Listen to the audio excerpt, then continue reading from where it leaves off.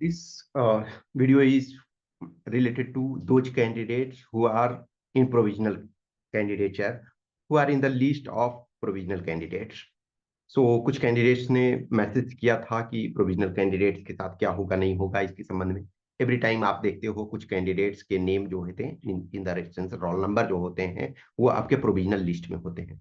Provisional list में उन candidates के होते हैं जिनके डॉक्यूमेंट्स में कुछ इश्यूज हैं। अब डॉक्यूमेंट्स में अलग अलग टाइप के इश्यूज होते हैं, तो इसमें से ज्यादा परेशान होने की जरूरत नहीं है। हाँ, परेशान उनको होने की जरूरत है जिनके डॉक्यूमेंट्स में बहुत ज्यादा प्रॉब्लम है। अब देखो, डॉक्यूमेंट्स में इन नंबर ऑफ टाइम्स के प्रॉब्लम होते हैं, उसी में से आप जैसे 75 टोटल कैंडिडेट्स को प्रोविजनल में रखा गया है। इसका मतलब क्या है कि आपके 312 में से 75 को रखा गया है, यानी कि मोर और लेस एक तरह से 1/4 कैंडिडेट्स का नेम जो है वो रोल नंबर जो है वो प्रोविजनल लिस्ट में है। यानी 23% कैंडिडेट्स का जो है लिस्ट प्रोविजनल लिस्ट में आपका नेम है।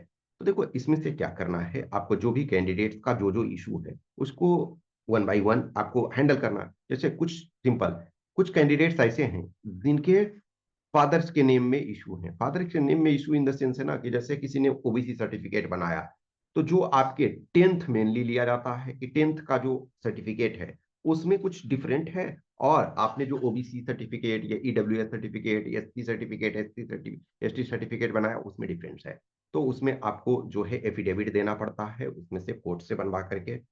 दूसरा, कुछ कैंडिडेट्स का यदि है, अब लेटेस्ट एक आपका कास्ट नेम कुछ और है, लेकिन जो सर्टिफिकेट में बना उसमें कास्ट नेम कुछ और हो गया है। जो एक्चुअल गवर्नमेंट ऑफ इंडिया का जो सेंट्रल लिस्ट है उसमें से कास्ट का नेम डिफरेंट है, आपके सर्टिफिकेट में डिफरेंट है। अब उसमें से बहुत बार ये कुछ जैसे कैंडिडेट को बोलते हैं न्यू बनवा करके लाओ, उसी डेट पे लाओ, ये बहुत परेशानी है। या आई नो कुछ कैंडिडेट्स ऐसे हैं जिनके ग्रेजुएशन के फाइनल मार्क्स अभी नहीं आए हैं, तो उन लोगों को देखो मेल अभी ऑलरेडी बहुत लोग को आ चुका है, कुछ लोगों को मेल नहीं आया है लेकिन फिर उन्होंने अपना सबमिट कर दिया था। कुछ कैंडिडेट्स हैं जिन्होंने पीजी किया हुआ है, मास्टर्स किया हुआ है, वो आपने डाला कि हम पोस्ट ग्रेजुएशन किए हुए हैं, लेकिन आपने अभी फाइनल सर्टिफिकेशन जमा नहीं किया, सर्टिफिकेट जमा नहीं किया, तो उनके लिए। तो ऐसे ऐसे इन नंबर ऑफ कैंडिडेट्स हैं जिनके किसी का सर्टिफिकेट बना हुआ है उसमें डेट का इशू है। तो आप जो भी कैंडिडेट्स हो उनके अलग अलग रीजन्स हैं। आप अपने रीजन्स को, अपने कॉज को पहचानो, और जो आपको कुछ को मेल मिल चुका है, मीन्स मैक्सिमम को मेल आ चुका है कि यस हमारे इस इशू में दिक्कत है। तो मेल जिनको भी आ गया, आपने, मैंने बोला था जो जो मेरे से मैसेज किए थे पर्सनल रूप से, तो मैंने बोला था कि जो इश्यूज हैं उनको आप रिजॉल्व करो, उसके बाद आप मेल करो। अब चूंकि देखो फाइनल सिलेक्शन हो गया है, अब आप प्रॉपर तरीका से चीजों को हैंडल करो, आप प्रॉपर तरीके से उसको सीरियस में लो। और उनको जो भी है, जिसको किसी को जाना भी पड़ रहा, मान के चलो कि दिल्ली जाना पड़ रहा, यूपीएससी बिल्डिंग में जाना पड़ रहा, वहां भी जाओ। अब आप एक गेस्टेड ऑफिसर हो चुके हो, आपका फाइनल रिजल्ट हो चुका है। एक्सेप्शन कैंडिडेट्स होते हैं, एवरी टाइम एक आध कैंडिडेट होते हैं जिनका फाइनली रिजेक्ट कर दिया जाता है। अब ये एक्सेप्शन है ना, इसे ऐसा नहीं है 75 है तो 75 में हो सकता है एक का दो दिक्कत हो सकता है, दो का दिक्कत हो सकता है, लेकिन बाकी का जो है माइनर प्रॉब्लम है। उसमें से आपको घबराने की जरूरत नहीं है। आपका लिस्ट में जब नेम आता है तो यूपीएससी टाइम देती है, ऐसा भी नहीं है कि आपने 5 डेज 10 डेज में नहीं किया तो आपके साथ दिक्कत नहीं, आपको टाइम प्रॉपर दिया जाता है। इवन जैसे ज्वाइनिंग जब तक है तब तक आपको टाइम दिया जाता है। इवन ज्वाइनिंग जिस डेट में है उस समय तक भी आप प्रूव नहीं कर पा रहे हो, उसमें भी अभी कुछ इशू है, उसके बाद भी आपको टाइम दिया जाता है। ऐसा नहीं है कि रैंडमली। आप एक प्रॉपर प्रोसीजर से आप यूपीएससी के एग्जाम में काफी मेहनत करके आप यहाँ तक पहुंचे हो, तो यदि आपका प्रोविजनल रखा गया है, 75 कैंडिडेट्स बहुत हैं, वो तो हर का छोटे छोटे इशू हैं, जिनका जो इशू है आप उसको करो। अब लेटेस्ट एक किसी को मास्टर्स डिग्री 6 मंथ बाद मिलेगा प्रॉपर, तो आप बोलो कि मुझे 6 मंथ बाद मिलेगा, मैं प्रोविजनल जमा कर रहा हूँ। अब उसके चलते रिक्वायरमेंट क्या है, ग्रेजुएशन है, आपको पोस्ट ग्रेजुएशन के चलते रिजेक्ट नहीं कर देंगे कैंडिडेट कि ठीक है मैं जमा नहीं कर पा रहा हूं, लेकिन रिक्वायरमेंट तो इस एग्जाम का ग्रेजुएशन ही है।